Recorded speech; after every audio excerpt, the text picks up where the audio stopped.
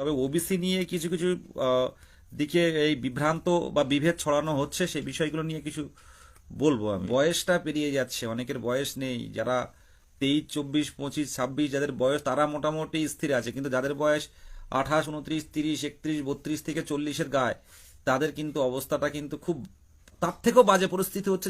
যারা আমার কাছে বেশ কিছু জন কল করেছিল যাদের বয়স অলরেডি পেরিয়ে গেছে।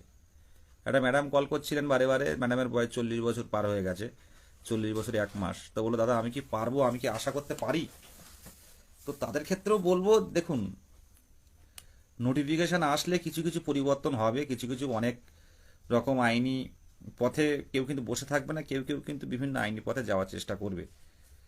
নোটিফিকেশন আইনে অনেক অনেক কিছু দেখতে পাবেন, এখন কিছুই নেই, তখন দেখতে পাবেন যে সঠিক 22 স্টেট কারা কারা আছে, মানে 22 স্টেটের লোকজন কত কি করে, এটাই শুধু দেখতে পারবেন যে নোটিফিকেশনটা আসুক। আমরা 2022 প্রাথমিক টেট পাস ডিএলএড ঐক্য মঞ্চ প্রথম শুরু করেছিলাম 1-2 জন করে নিয়ে শিক্ষামন্ত্রীর কাছে। প্রথমে 1 মাস পর আমরা শিক্ষামন্ত্রীর কাছে গেছিলাম। শিক্ষামন্ত্রীর কাছে অ্যাপয়েন্টমেন্ট নিয়ে যখন গেছি তৃণমূল ভবনে ধাবায়, তো শিক্ষামন্ত্রী যখন শুনলো 22 স্টেট, তখন বললো এখনই আপনাদের সংগঠন তৈরি হয়ে গেছে। তার বাইরে যে কজন ছিল তারা বলছে এই কয়েক বছর ওয়েট করো, কিন্তু কয়েক বছর করতে করতে 2 বছর হয়ে গেল। তো তারপর একের পর এক আমরা আন্দোলন করেছি রাজপথে, প্রথমে 10 জন নিয়ে, তারপর 1000 জনকে নিয়েও পথে নেমেছি। প্রত্যেকটা জেলার সংঘবদ্ধতার ফলে কিন্তু আজকে 2022 স্টেটের নাম প্রত্যেকেই জানেন। যেহেতু আমরা পরপর পরপর বিভিন্ন মানে আইনি পথেও লড়াই করেছি, আমরা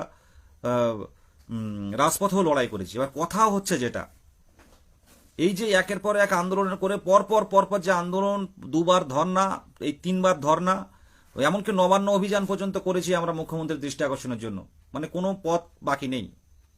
আমার সেদিন দেখা হয়েছিল আমাদের, আপনারা জানেন আপার প্রাইমারির লিডার, মানে ছাত্রনেতা বলতে পারেন, মানে প্রথম থেকে লড়াই করে আসছে 8টা বছর, সেই সুশান্ত ঘোষদা দাদা। সুশান্ত ঘোষ দাদা উত্তরবঙ্গে বাড়ি, কলকাতায় পড়ে থাকে, মাতঙ্গিনী হাজারের পাদদেশে তাদের বহুদিনের ধর্না পড়ে রয়েছে, মানে প্রত্যেকদিন ওরা থাকেন। তো আমাকে উনি দেখা হয়ে, শুধু আমাকে, আমার বেশ কয়েকবার দেখা হয়, সুশান্ত ঘোষ আপনারা নাম শুনেছেন। তা বললো বিদেশ, আমার ঘাড়ে হাত দিয়ে বলছে যে তোদের মানে এখনো পর্যন্ত তোদের আন্দোলনটাই প্রাথমিকের আন্দোলন আমি দেখেছি, যে যারা একটা স্বচ্ছ টেট মাটি কামড়ে তোরা জিরো থেকে শুরু করেছিস। আজকে আমার দেখা হয়েছিল যে জিরো থেকে তোরা শুরু করে তোদেরকে, তোদের আন্দোলন একদম জিরো থেকে তোরা শুরু করেছিস, কোনো নিয়োগও তোরা পাসনি, কিন্তু তোরা নিয়োগ পাবি, তোরা দ্রুত পাবি, তোদের নিয়েও কিন্তু একটা আলোচনা চলছে। উনি যেহেতু শিক্ষামন্ত্রী বা এনাদের সাথে ওঠা বসা করেন, বিষয়গুলো জানেন যে তোদের নিয়োগটা হবে, কিন্তু তোদের আন্দোলনটার কিন্তু সংঘবদ্ধতা দেখে আমার খুব ভালো লাগছে। বলল 14-র ক্ষেত্রেও সমস্যা দেখা দিয়েছিল, বা অন্যান্য ওরা সেভাবে আন্দোলন করলো কি করলো না, সব আলাদা আলাদা হয়ে গেছিল, কিন্তু একমাত্র 22-এর ক্ষেত্রে তোদের আন্দোলনটা দেখে খুব ভালো লাগছে।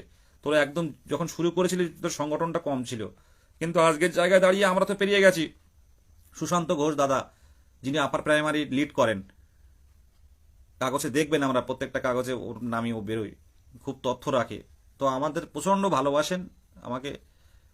তো সেই সূত্রে বলছিল আজকে, মানে কয়েকদিন ধরে দেখা হচ্ছে, বলছিল যে এই ব্যাপার, যে জিনিসটা তোরা লড়ে যা, তোদের নিয়ে কিন্তু ভাবনা চলছে, শিক্ষামন্ত্রীর হোক, সভাপতি হোক, 22-এর একটা বড় নিয়োগ হবে, 22-এ একটা নিয়োগ হবে। শূন্যপদ বলতে চাইলো না, তা বললো শূন্যপদ যেটুকু দেখ, সব জায়গায় বিভিন্ন ডিপিএসসি বা এই শিক্ষা দপ্তর বা এই বিকাশ ভবনে বিভিন্নভাবে বারে বারে যেতে বললো যে আমাদের শূন্যপদটা কিন্তু বাড়াতে হবে। আমি মানে একদম আমার মন থেকেই বলছি, আমার হৃদয় থেকে বলছি, আন্তরিকতার সাথে বলছি, অনেক অনেক মানুষ কষ্টের মধ্যে আছে, অনেক অনেক কষ্টের মধ্যে আছে। আর সেই কষ্টটা বলে বোঝানো যাবে না। সেই কষ্টটা আমরা হয়তো কেউ না কেউ কোনো কাজের সাথে যুক্ত আছি, কেউ মনে করুন কোনো ব্যবসা করছি বাড়িতে বসে, শেষে সেই 22 স্টেট বেকার, যে কিছু একটা এর থেকে করতে হবে, কারণ এতে আমরা অনেক টাইম দিয়ে ফেলেছি, তাই ছেড়ে যেতে পারছি না। তাই একটা কথা বলেন অনেকে, যে যার মধ্যে দেখবেন আপনি অর্ধেকটা সময় পার করে দেবেন না, সেই জায়গাটা ছেড়ে আপনার যেতে ইচ্ছা হবে না। আপনি যখন কম্পিটিটিভ লাইন খাটছেন, অনেকে কম্পিটিটিভ লাইন খাটছে, বিএড ডিএলএড কিছুই করেনি, তারা কিন্তু ওই কম্পিটিটিভ লাইন ছেড়ে কিন্তু অন্য জায়গায় যেতে চায় না। তো আমরা যেহেতু 2 বছর অলরেডি পার করেছি, এবং একটা প্রতিশ্রুতি আমাদের ছিল, তাই আমরা কিন্তু অন্য জায়গায় যেতে পারছি না। ব্যবসা করি, টিউশনি পড়াই বা অন্য কোনো বেসরকারি কোম্পানিতে কাজ করি, দিনের শেষে কিন্তু আমরা এই তাকিয়ে থাকি কি করছি, কি হচ্ছে, আজকের আপডেটটা কি। আর যে মেনলি যে আমার যে লাইভের যে মেন ব্যাপারটা, নতুন নিয়োগ, দেখুন নতুন নিয়োগ, এই ওবিসি মামলাটা একটা দুটো হিয়ারিংটা হতে দিন। আমরা ভালো করেই জানি সরকার কিন্তু ওবিসিদের বাদ দিয়ে, মানে ওবিসি কারা, অন্যান্য অনগ্রসর শ্রেণী, এখানে কোনো জাতিগত কোনো বিষয় দেখা যাচ্ছে না। আমাদের কিছু কিছু মানুষ মানে পোস্ট বা কিছু কিছু ইউটিউব চ্যানেল বা কিছু কিছু সংবাদ মাধ্যম জিনিসটাকে অন্যভাবে দেখাচ্ছে। ওবিসি মানে অন্যান্য অনগ্রসর শ্রেণী। বাম বাম আমলে বাম আমলে একটা শ্রেণী প্রচুরভাবে পিছিয়ে ছিল, কিন্তু কিছু কিছু শ্রেণী ওবিসির আওতায় আনা হয়েছিল, কিন্তু ম্যাক্সিমাম শ্রেণী আনা হয়নি। ওবিসি মানে আদার ব্যাকওয়ার্ড ক্লাস, মানে অন্যান্য অনগ্রসর শ্রেণী। সত্যি যারা এই যে সার্টিফিকেট বাতিল হলো, এর মধ্যে অনেক বঞ্চিত, মানে অনেক যোগ্য ছেলেরা রয়েছে। কিন্তু কিছু কিছু জায়গায় আমি জানি না, আমার সাধন এবং অক্ষয় বলছিল বিদেশ এই নিয়ে একটু প্যানিক হচ্ছে। কিছু কিছু পোস্ট অনেকে পার্সোনালি করছে যেগুলো ওবিসিদের বাদ দিয়ে নিয়োগ করার কথা বলা হচ্ছে। আচ্ছা, এই অন্যান্য অনগ্রসর শ্রেণী কারা? এই অন্যান্য অনগ্রসর শ্রেণী কারা? অনেকে বলছেন যে এই 10%-এর জন্য 90% কেন ভোগ করবে, কিন্তু এই ক্যালকুলেশনটা ভুল আপনাদের। ঠিক ঠিক ঠিক ঠিক 10% ওইভাবে হিসেব হয় না। এই বিষয়ে আমি যাব না, শুধু এটুকু বলবো, যারা প্রথম থেকে লড়াই করেছে, যারা প্রথম থেকেই ছিল, যারা প্রত্যেকটা আন্দোলনে প্রত্যেকটা আইনি পদক্ষেপে সাহায্য করেছে, সেই 2000 জন কি 1000 জন কি 3000 জন, তাদেরকে বাদ দিয়ে কি নিয়োগটা কি করলে কি খুব ভালো হবে? আর সেটা কি সরকার করবে? একটা নির্বাচিত সরকার, ভাববে নির্বাচিত সরকার সমীক্ষা করে বিভিন্ন রকম কমিশন ঘাটাঘাটি করে দেখেছে নিশ্চয়ই যে অন্যান্য অনগ্রসর কারা হয়ে রয়েছে, সেই অনগ্রসর শ্রেণীকে একটা পদ্ধতি প্রপার ওয়ে, হয়তো কিছু কিছু মিস্টেক হয়েছে, তো সেই জায়গায় দাঁড়িয়ে একটা ওবিসি আবার করে সার্ভে করে সেই ওবিসি লিস্টটা ঠিক করতে বলেছে। এই জায়গায় দাঁড়িয়ে কিছু কিছু মানুষ প্যানিক সৃষ্টি করছে যে ওদেরকে বাদ দিয়ে এদের নিয়োগ হোক। তার জন্য একটা বিভেদ সৃষ্টি হচ্ছে সবার মধ্যে, অন্যান্য অনগ্রসর শ্রেণী এবং সাধারণদের মধ্যে একটা বিভেদ সৃষ্টি হচ্ছে। আজকে লাইভটা এই কারণেই করা, প্রত্যেকের উদ্দেশ্যে বলছি, আমাদের প্রত্যেকেরই ঘরের বাবা মা প্রত্যেকেরই আছে, অনেকের নেই, সেটাই নিয়ে আমাদের চলতে হচ্ছে। কিন্তু যার স্বপ্ন বুকে করে নিয়ে এখনো পর্যন্ত যে ভাইটা আছে, ওবিসি ভাই, যে প্রীতম ঘোষ আছে, প্রীতম ঘোষের ওবিসিটা কিন্তু আগে ছিল না, 2010-এর পর দেয়া হয়েছে প্রীতম ঘোষের ওবিসিটা, বা অরূপ ঘোষের ওবিসিটা, তারা 2010-এর আগে ছিল না। সেই অরূপ ঘোষ বা প্রীতম ঘোষ, এই সব ঘোষ বলুন, আর 10 সালের পরে যারা এসছে, তাদের যে অলরেডি একটা সমীক্ষা করে কিছু কিছু শ্রেণী দেখেছে যে সত্যি এরা বঞ্চিত, তাদের অন্যান্য অনগ্রসর শ্রেণীতে অংশগ্রহণ করেছে। কিন্তু আমরা কি চাইবো যে তারা বাদ দিয়ে আমাদের নিয়োগটা শুরু হোক? এই পোস্টগুলো আপনারা কেউ করবেন না। আর এই পোস্টগুলো করবেন না, পরে মিলিয়ে নেবেন কি হতে চলেছে। সরকার অন্যান্য অনগ্রসর শ্রেণী বাদ দিয়ে কিন্তু নিয়োগ করবে না। অনেক চেষ্টা করেছি আমরা বিভিন্নভাবে নিয়োগ আনার জন্য, অন্তত আগে। আজকে আমরা আর একটা মাস ওয়েট করতে পারছি না। 20-22-এর জন্য তো প্রায় 7-8 মাস আমাদের ওয়েট করিয়েছে, 20-22-এর জন্য। যতই চিৎকার করি, সরকার কিন্তু এই ওবিসি সমস্যা না মেটানোর পর্যন্ত, ওবিসি সমস্যা না মেটানো পর্যন্ত কিন্তু নিয়োগ করবেন না, আমরা বুঝতে পারছি পরিষ্কার। এটা একদম কেউ এটার বিরুদ্ধে যে যত বড় আন্দোলন করা হোক না কেন, সেই পথে কিন্তু সরকার হাঁটবে না। আর সেদিন আমি আর মোহিত গেছিলাম, গিয়ে আমরা বলছিলাম অন্তত ওবিসি এবি দিয়ে আমাদের নোটিফিকেশনটা দেয়া হোক। তা বললো আপনারা যতটা ভাবছেন, যে মানে যার মধ্যে থেকে আপনারা ভাবছেন, মানে আপনাদের যেটুকু বুদ্ধিতে আপনারা ভাবছেন, কিন্তু দাদা এটা কিন্তু অতটা সোজা না, সরকার জড়িয়ে আছে পুরো। সেই জায়গায় দাঁড়িয়ে আমরা চাইবো না কোনো ভাই বঞ্চিত হোক, আর আমার একটা বা আপনার একটা পোস্টে কোনো ভাই সে ডিপ্রেশনে পড়ুক। এটা কেউ করবেন না, এটা করবেন না। ওদের বাদ দেওয়া হোক, দিয়ে আমাদের নিয়োগ করা হোক। কেউ বাদ গেলে আমি বারে বারে আমরা বলি যে 2022-এর মধ্যে যারা আমরা প্রথমে ছিলাম পূর্ণ প্রশিক্ষিত ডিএলএড, আমাদের কেউ বাদ গেলে হবে না। অনেকে 82 নিয়ে আমাদের অনেকে বলেছিল যে যারা অনলি 82 ওবিসি কেসের আগে যারা 82 আছে এই 82দের বের করে দেয়া হোক। সুপ্রিম কোর্টেও একটা কেস পড়ে রয়েছে 82দের নিয়ে, ওই কেসটা চালানোর কথা অনেকেও বলছিল যে 82দের বাদ দেয়া হোক, তাহলে অনেকটা কমে যাবে। তো এই জায়গায় কিন্তু এখন বর্তমানে আমরা নেই, সত্যি নিজে সবাই মানসিকভাবে কেউ ভালো নেই। আর এইভাবে আমরা অন্তত চূড়ান্ত কোর্ট কিন্তু কোনো কারোর কথা বা আবেগে চলে না। আমরা অন্তত মামলাটা দেখি, একটা পথ বেরোবে, এতদিন তো ওয়েট করেছি। আমাদের লক্ষ্য থাক অন্তত প্রচারের আলোয় থাকা, নতুন নিয়োগটা আর ওবিসি সমস্যাটা দ্রুত সমাধান হোক। এইগুলো জনগোষ্ঠী, এই অনগ্রসর শ্রেণী, এদের এই সার্টিফিকেটগুলো আপনারা সঠিকভাবে সার্ভে করে এটা বের করুন। আর এটা সরকার করেছে, এটা বাম আমলেও করে এসছে, তার পর এগুলো হয়েছে। সরকার এই সমস্যাটা সৃষ্টি করেছে। সার্টিফিকেট কোনো ওবিসি ভাইরা চায়নি, কোনো অরূপ ঘোষ, শাহজাহান বা যে হোক না কেন, অরূপ ঘোষের সার্টিফিকেট অরূপ ঘোষ চায়নি, ওদিকে রহিম মোল্লার সার্টিফিকেট রহিম মোল্লা চায়নি। সরকার কিন্তু দেখেছে যে এরা সত্যি বঞ্চনার শিকার, তাই তাদেরকে সার্টিফাইড করা হয়েছে, অন্যান্য অনগ্রসর শ্রেণীর আওতায় নিয়ে আসা হয়েছে। তারপর গিয়ে সেটা অবৈধ ঘোষণা করেছে কলকাতা হাইকোর্ট। সেই রায়কে চ্যালেঞ্জ করে সুপ্রিম কোর্টে গেছে একটা নির্বাচিত সরকার। তাদের তো সময় দিতে হবে, মানে আমাদের অন্ততপক্ষে একটু অন্তত সহানুভূতিশীল হতে হবে। যেসব ভাইয়েরাদের সার্টিফিকেট বাতিল হয়েছে তাদেরকে পাশে দাঁড়ানোর, সেটা না করে আমরা কি করছি, তাদেরকে আরো ডিপ্রেশনে ফেলার চেষ্টা করার জন্য বিভিন্নভাবে পোস্ট করছি। আমি আবারও পরিষ্কারভাবে জানাচ্ছি, ঐক্যমঞ্চ 2022 প্রাথমিক টেট পাস ডিএলএড ঐক্যমঞ্চ কোনো ওবিসি ভাই, কোনো ডিপ্রাইভ ভাইদের পাশে আছে, যারা প্রথম থেকে লড়াই করেছে, এবং শেষ পর্যন্ত একজনকেও কিন্তু ছেড়ে নিয়োগ করা হবে না। আর ওবিসি কোনো কারণে ওবিসি যদি বাতিলও হয়ে যায়,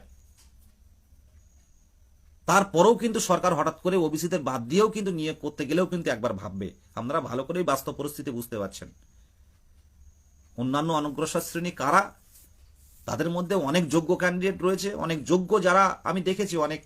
আমি মুসলিম ভাইদের কিছু কিছু কথা বলি। আমি হয়তো নিজে মুসলিম, কিন্তু আমি ছোটবেলা থেকে বেড়ে ওঠা, মানে একটা উঠোনে আমাদের। অনেকে বলে বিদেশ তুমি মুসলিম, এরকম অনেকে বলে। আমি সব ডাইরেক্ট বলছি, এটা মুসলিম হিন্দুর ব্যাপার নয়।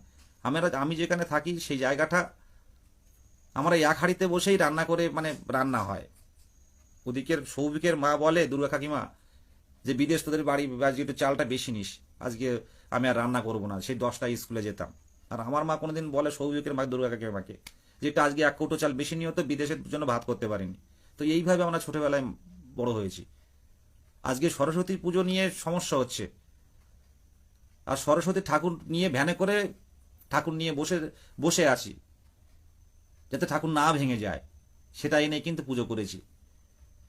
এখনো স্কুলে পুজো হলে রাত জাগতে হয়, এগুলো করি। আমরা আলাদা করে কোনো হিন্দু মুসলিম বা এইসব জাতীয় করতে কোনোদিন ভেবে আসিনি। আমার বিশেষ করে আমার ব্যক্তিগতভাবে আর মনে হয়, অনেকের বাড়ি যাদের কাঠামোর ঠাকুর হয়, অনেকের বাড়ি হোম করে। আবার আপনারা যদি এর ঠাকুর হয়, মাটির এর ধাঁচের ঠাকুর হয়, তাহলে কিন্তু হোম হয় না। ওটা কাঠের কাঠামো না হলে হোম হয় না। তো বসে বসে হোম করছে দেখছি।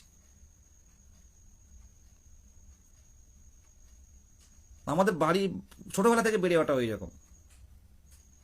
মা নামাজ পড়ে, আবার প্রসাদ এনেও খাচ্ছে, পাশে বাড়ি পুজো হচ্ছে, একই উঠোনে পুজো হচ্ছে, স্লিপ করে ফদ্দ করে দিচ্ছে। সেই ফদ্দ অনুযায়ী সব আমি তো বলতে পারি সরস্বতী পুজোর আমি ফদ্দ হাফ বলে দিতে পারি যে এই জিনিসগুলো লাগে। এইভাবে ছোটবেলায় বেড়ে ওঠা আমার কাছে, আমি কোনোদিন আলাদা করে ভাবতে পারি না। কিন্তু বর্তমান পরিস্থিতিটা দেখে আমার খুব খারাপ লাগছে। সব ক্ষেত্রে এই সাম্প্রদায়িক ইস্যু চলে আসছে। আর সবচেয়ে বড় কথা, ওবিসি কিছু কিছু শ্রেণী, আমি অনেক কিছু কিছু জায়গায় গেছি, সেই মুসলিম এরিয়াগুলো দেখেছি, তাদের জীবনধারাটা দেখেছি। আমি হিন্দু মুসলিমটা কোনোদিন ভাবি না, কিন্তু তাদের জীবনধারা সত্যি অনেক খুব বাজে পরিস্থিতির মধ্যে যাচ্ছে। অনেক মোল্লা ভাই বা অনেক আছে যারা, তাদের লেভেলটা কোনো শিক্ষার আলো নেই। আর শিক্ষা নেই বলে কুসংস্কার যুক্ত হচ্ছে, আর তার থেকে তৈরি হচ্ছে বিভিন্ন ক্রাইম, বিভিন্ন রকম অসামাজিক কাজে তারা যুক্ত হচ্ছে। অনেক মুসলিম ভাইদের এখানে দেখছি কিছু কিছু জায়গায় ভালো, কিছু কিছু জায়গায় একদম লেভেল তারা নিচে নেমে গেছে, পড়াশোনা করে না। তো সেই জায়গাগুলো অনেকে দেখেছে, সরকার দেখেছে, যে না এরা তো দিনের পর দিন আরো পিছিয়ে যাচ্ছে, তো কিছুটা অন্তত 7% হোক বা 10% হোক সাহায্য দিয়ে যদি একটা ওবিসির আওতায় নিয়ে আসা হয় তো ভালো হয়। এটাই হচ্ছে ব্যাপার, এটাই হচ্ছে ব্যাপার। তারপরে দেখলো কিছু কিছু জায়গায় সমীক্ষা করে দেখা হলো, কিছু কিছু জায়গায় সার্ভে করে দেখা হলো সত্যি এরা বঞ্চনার শিকার। বিভিন্ন রকম কমিশনের নিয়ম নির্দেশ মেনে কিছু ওবিসি আনা হয়েছিল, তবে সম্পূর্ণ সমীক্ষা হয়নি, যার ফলে এই আইনি সমস্যাটা তৈরি হয়েছে। যতজন টেট পাস ততটাই ভ্যাকান্সি হবে, এটুকু আমি বলে দিলাম। শুধু বলবো কথা অনুযায়ী আপনারা পথে নামুন, অন্তত দাঁড়িয়ে যান যে আমাদের সবার নিয়োগ দিতে হবে। পাশের রাজ্য বিহার পাচ্ছে, উত্তরাখণ্ড পাচ্ছে। এই ওবিসি প্রথম 20-22 সমস্যা, বিভিন্ন রকম সমস্যা পরপর নিয়ে এসে এখন ওবিসি সমস্যা। তার জন্য আমরা ওয়েট করছি না বলুন? একটা একটা দিন যাচ্ছে কিভাবে বলুন তো? আমরা স্বাভাবিক আছি? আজ দেখুন তো প্রথম দিনের যে আমাদের টেট যখন 2022 ডিসেম্বর মাসে টেট দিয়েছিলাম তখনকার ছবি আর আজকের ছবিটা দেখুন তো, দেখলে বুঝতে পারবেন কতটা পরিবর্তন হয়েছে। আমরা মানসিক শান্তিতে কেউ নেই। এই স্বস্তি রানী দেখছে, স্বস্তি রানী আমাদের সুতেশনা ম্যাডাম দেখছে, এরা কি ভালো আছে ভাবছেন? এই স্বস্তি রানী আমাদের ইন্দ্র এসছে, এরা কি ভালো আছেন? আমাদের পূর্ব বর্ধমানের ইন্দ্রজিৎ পাল ভালো আছে? ইন্দ্র ভাইয়ের মা ফোন করে, বাবার সাথে কথা হয় যে কবে হবে কবে হবে। ইন্দ্রজিৎ পাল পূর্ব বর্ধমানে খুব ভালো ছেলে। তো এখন এই টেট করে এখন বলছে বিদেশদা কি হবে, পিএসসির জন্য আবার পড়া শুরু করছে। আমাদের পূর্ব বর্ধমানের সক্রিয় অ্যাডমিন, তার মধ্যে সময় দিচ্ছে আবার। এইসব ছেলেদের জন্য তো লড়াইটা করতে হয়, এইসব বন্ধুদের জন্য তো লড়াইটা করতে হয়, আর সেই কারণের জন্য তো ভ্যাকান্সিটা চাইছি। ও তো যথেষ্ট বয়স হয়েছে ইন্দ্র, দেখছে বিএড করা, ডিএলএড দিয়ে পরীক্ষায় বসেছিল, চেয়েছিল বিদেশদা এইবার চাকরিটা যেন অবশ্যই দরকার। অনেক বয়স পেরিয়ে গেছে, অনেক অনেক বয়স হয়েছে, এখনো পর্যন্ত ধরে রেখেছে, প্রত্যেকদিন নোট করছে যে এরকম পরীক্ষা আসতে পারে। এই স্বস্তি রানী দেখতে পাচ্ছেন, খুব ভালো গান গায়, পূর্ব বর্ধমানে বাড়ি, বড় মেয়ে, ভালো ভালো সম্বন্ধ আসছে, কিছু করতে পারছে না।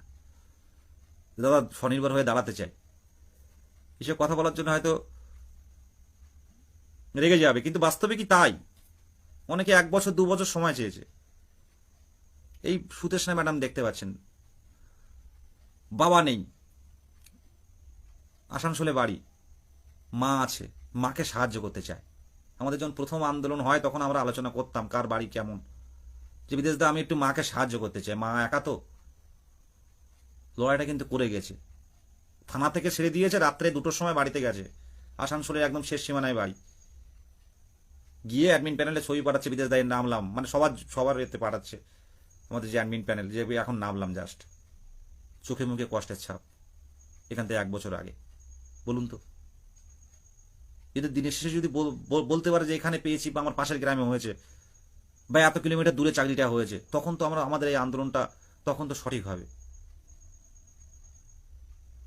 অনেকে আছে, আমি হয়তো সবার নাম জানি না, বলতে পারছি না, কিন্তু অনেকে আছে কিন্তু সত্যি খুব বাজে পরিস্থিতির মধ্যে দিন কাটছে। আর সবচেয়ে বড় কথা, আমরা একরকম টেট পাস করে আছি, আমাদের দরকার এখন নিয়োগ, চাকরি।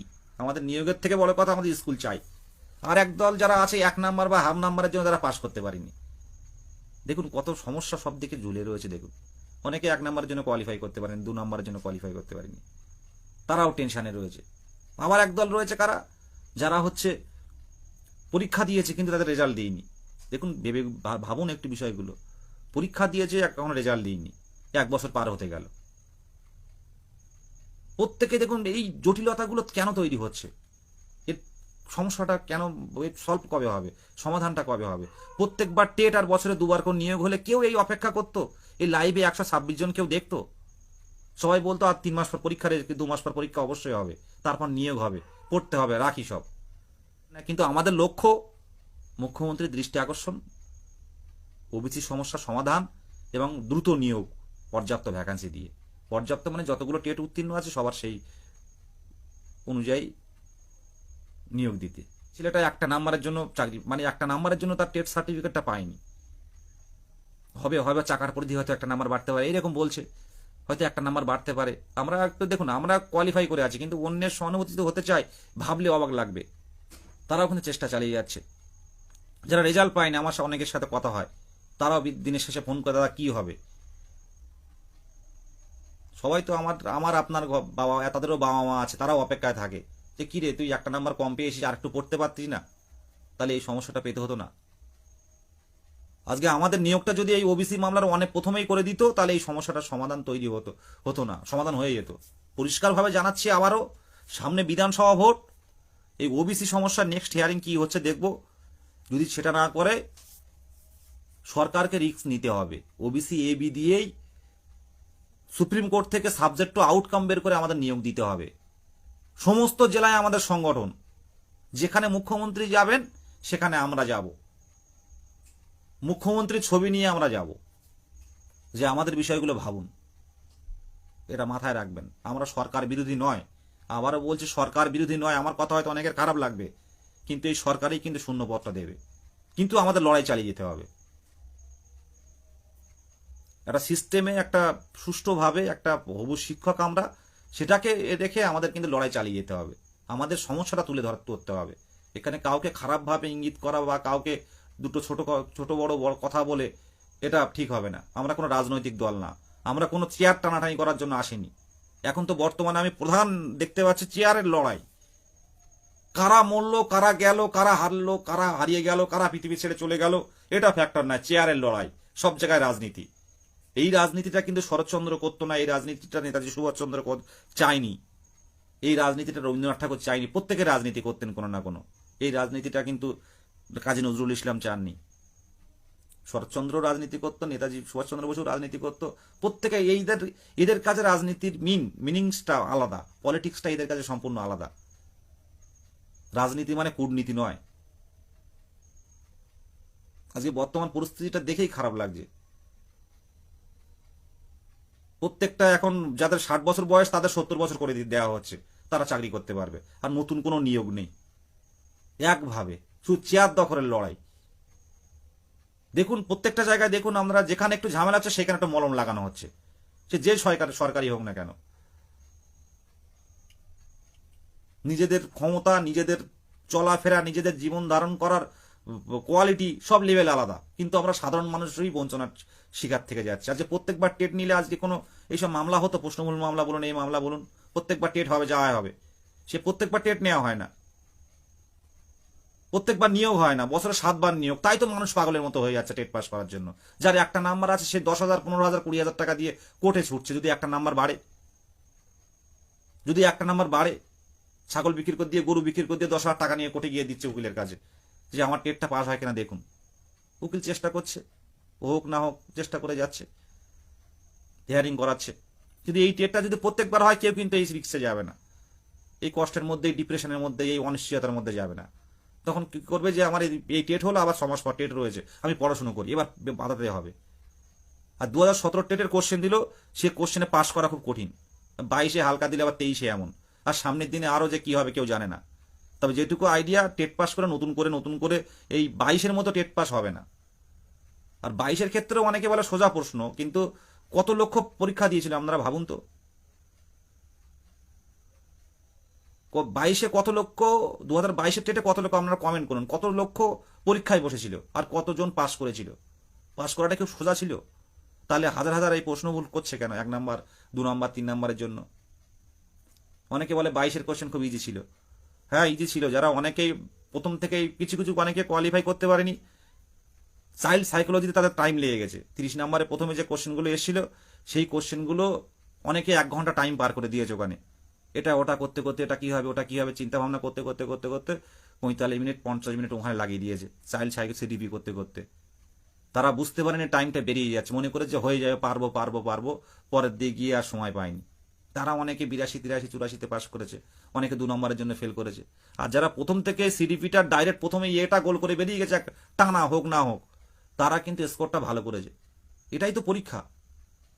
যে 82 পেয়েছে আর যে 81 পেয়েছে, তাদের মধ্যে আপনি যোগ্যতার কত দিক থেকে আপনি কিভাবে বিচার করবেন, কে ভালো কে খারাপ? 1 নাম্বার মনে করুন আপনি, অনেকে একটু হয়েছে 25-10-কে 150 দিয়ে চলে এসছে, 250 100, মানে পরীক্ষা, এটাই তো পরীক্ষা। ওই একটা নাম্বারের জন্য অনেকে ফেল করেছে। যে এসে মাথায় হাত দিচ্ছে যে আমি 25-10কে 150 দিলাম, এটা 250 হবে, 81 পেয়েছে। এটাই পরীক্ষা। সেই কারণে বলছি যে আসুন এই লড়াইটা প্রত্যেকেই করি, প্রত্যেকবার টেট হোক আর সঠিকভাবে পরীক্ষা হয়ে সঠিকভাবে রেজাল্ট পাবলিশড হোক, আর যারা টেট উত্তীর্ণ হয়ে আছে তাদের নিয়োগটার দাবিতে 1 তারিখে আসুন, প্রত্যেকে আসুন, নিজের মা বাবা সাথী বন্ধু বান্ধব এদেরকে ডেকে নিয়ে আসুন যে চল অন্তত আমরা দাবিগুলো তুলি।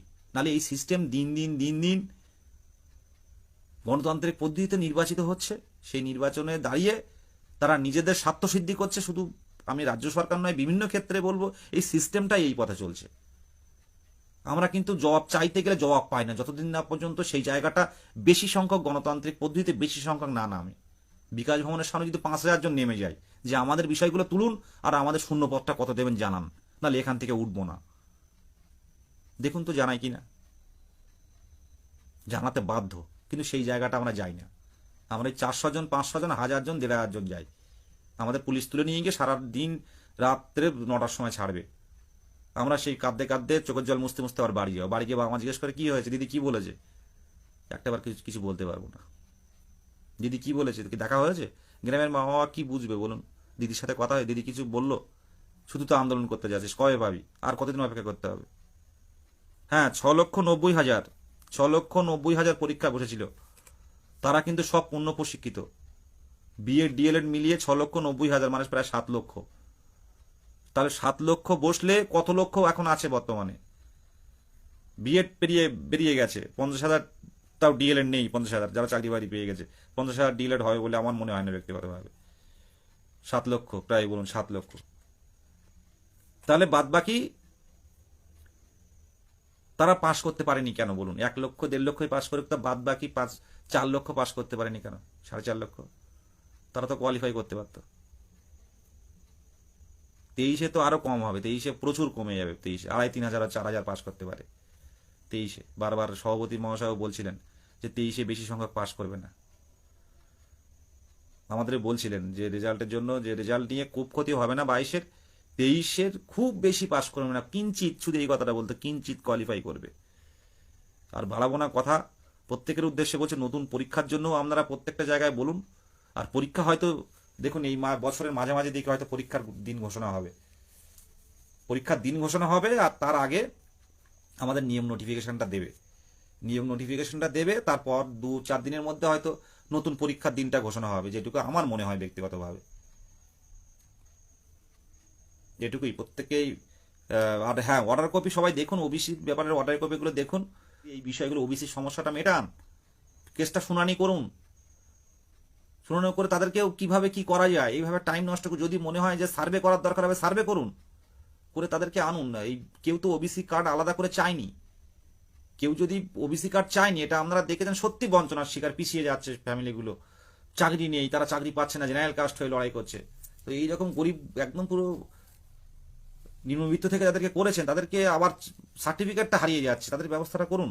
দেখুন একটা অলরেডি একটা ওবিসি এ বি যারা আছেন 2010-এর পর যারা এসছেন, এর মধ্যে যোগ্য অনেক ক্যান্ডিডেট আছে, সেগুলো যদি ওইভাবে আলাদা করে নিয়োগ করা হয় এখন বর্তমানে, কিন্তু সেটাও কিন্তু মামলায় ঝুলে যাবে। এটা ভাবতে হবে ব্যাপারটা। আমরাও বলেছিলাম সেদিন গিয়ে backward class, West Bengal backward class welfare সেকশনে গিয়ে কথা বললাম, তা বললো আপনারা যেটা ভাবছেন সরকার কাউকে ডিপ্রাইভ করতে চায় না, ওবিসি সব সমস্যা না মেটা পর্যন্ত কিন্তু সরকার কোনোভাবে পদক্ষেপ নেবে না। সুপ্রিম কোর্ট থেকে যদি কোনো নেগেটিভ রায় আসে, সরকার চেষ্টা করবে দ্রুততার সাথে সেই নেগেটিভ রায়টাকে, ওবিসি যারা আছে তাদেরকে কোনো পদ্ধতিতে কিভাবে তাদেরকে সঠিক সিস্টেমে প্রপার ওয়েতে তাদের কি করে সেই ওবিসি সার্টিফিকেটগুলো ফিরিয়ে দিতে পারবে, সে বিষয়গুলো কিন্তু ভাববে, এটা মাথায় রাখবেন। আর সরকারের অনেক দায়িত্ব থাকে। যাই হোক, প্রত্যেকে ভালো থাকবেন। আমার যেটুকু বক্তব্য আমি বললাম, লক্ষ্য প্রধান আর মুখ্য আমি আলাদা করেই বলছি, 2022 স্টেটের নিয়োগ, এবং প্রত্যেক এসসি ওবিসি জেনারেল প্রত্যেকে যেন সমানভাবে তারা যেন নিয়োগ নোটিফিকেশনে অংশগ্রহণ করতে পারে, তারপর যোগ্যতার ভিত্তিতে তৈরি হোক। পরিষ্কার কথা, ওবিসির সমস্যা সমাধান মিটিয়ে দ্রুত নিয়োগের পথে হাঁটুন। ওবিসি মামলা মেনশন করুন, ওবিসি মামলা আগে আনুন,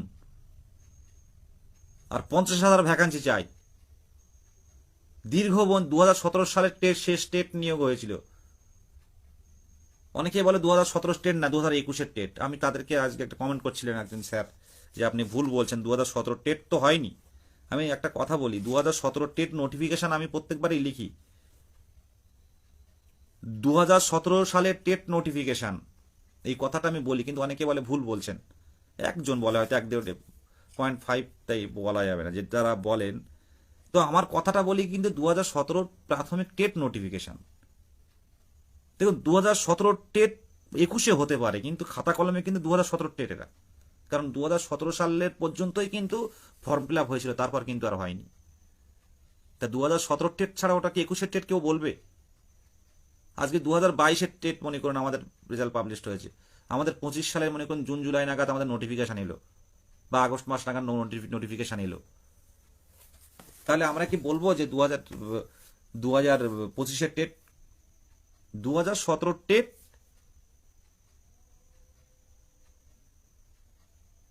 15-17 15-17 না, 16-18 না, 18-20 ওরা দিতে পারেনি। 18-20 ওরা কিন্তু লাস্ট 18-20-র আগের সেশন 15-17, ঠিক আছে। 17-র পর 17-19 লাস্ট।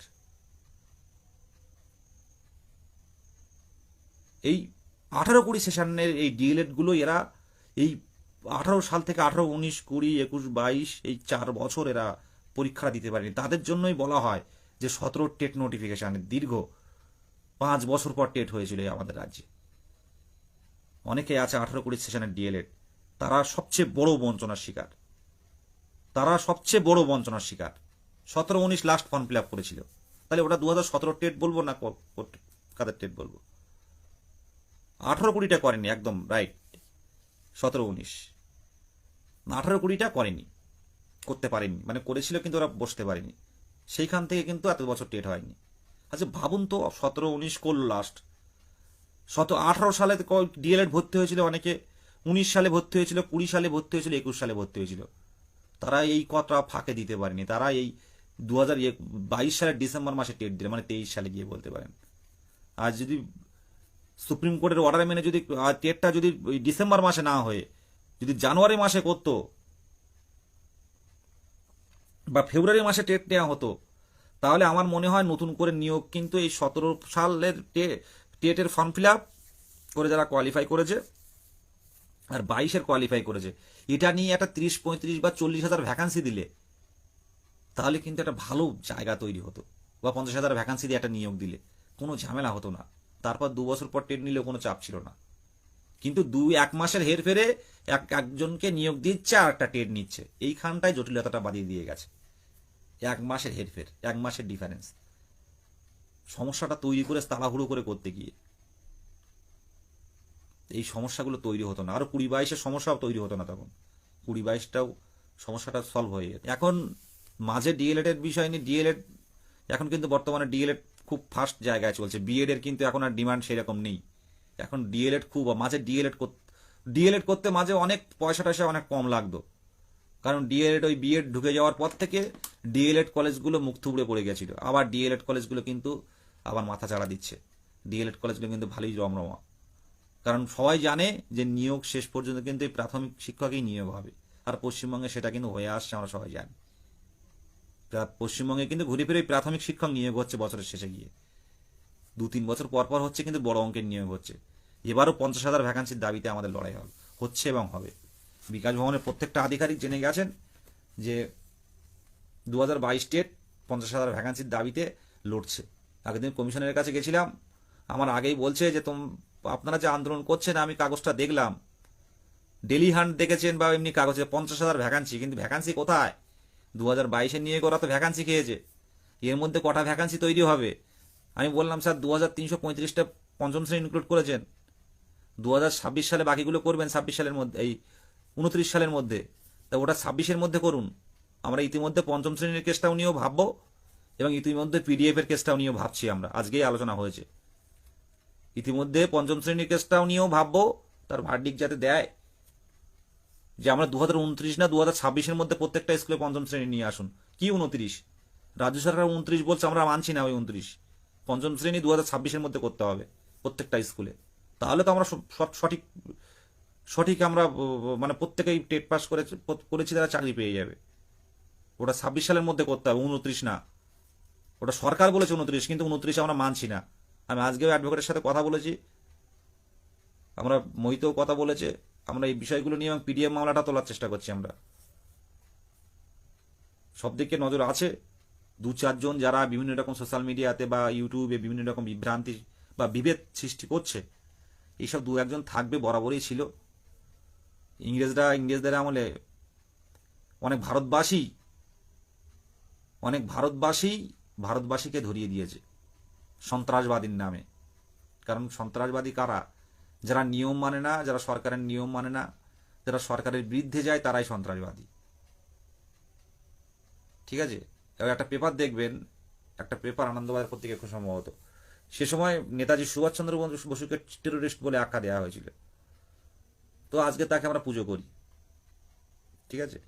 তো এরকম থাকবে, নিজের লড়াইটা নিজেই করতে হবে। আর আমরা এমন একটা পেশায় যেতে চলেছি, এই পেশাটা সম্পূর্ণ খুব সরল হতে হবে। পেশাটায় যেতে গেলে এই প্রাথমিক শিক্ষক বা প্রাথমিক শিক্ষিকা, এই জায়গাটায় যেতে গেলে মানে হয়তো চাকরি পাচ্ছে অনেকে, কিন্তু এই জায়গাটা খুব একটা স্বর্গ বলতে পারেন।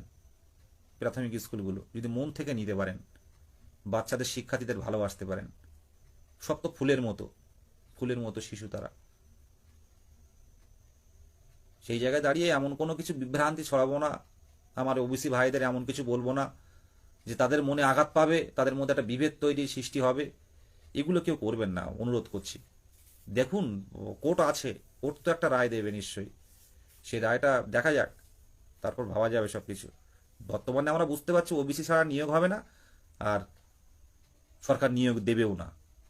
আর ঐক্যমঞ্চ পরিষ্কারভাবে জানিয়েছে, আমাদের মোহিত বলো, পাত্র বা হাবিজুর যারাই বলুন, পরিষ্কারভাবে জানিয়েছে যে ওবিসি যারা হোক, এই কিছু কিছু ইউটিউব চ্যানেলের বাড়বাড়ান্তের জন্য আমাদের এইসব ছেলেরা কিন্তু অনেকে চিন্তার মধ্যে পড়ছে। ইউটিউব চ্যানেল ত্যাগ করুন, সঠিক দেখুন, মানে অর্ডার কপিগুলো দেখুন কি হচ্ছে না হচ্ছে। কেউ আইনজ্ঞ না আমরা। স্বয়ং কপিল সিব্বল স্যার লড়ছেন, তিনিও জানেন না কি হবে। আর কোর্টের বিষয়ে তো কোর্ট কারোর কথা শুনে চলে না, কোর্টের মধ্যে চলবে। এখানে কারোর আবেগ কাজ হবে না। দেখুন কি হচ্ছে, কত কি হবে আপনারা দেখতে পাবেন। শুধুমাত্র সোশ্যাল মিডিয়াতে একটা পোস্ট করে আমি একটা বিভেদ সৃষ্টি করলাম, যাতে সংগঠনটা ভেঙে যায়, যাতে কেউ মিছিলে না আসতে পারে, যাতে 22 স্টেটের নামগুলো কাগজে কাগজে মুখ্যমন্ত্রীর সামনে না যায়।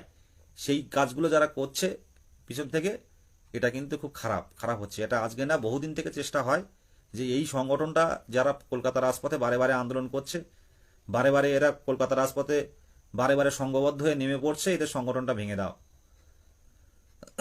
সেই জায়গাটা তৈরি করবেন না কেউ। আর যারা, আমরা প্রত্যেকেই শিক্ষক, হবু শিক্ষক, একটু ভালো মন্দটা বুঝুন।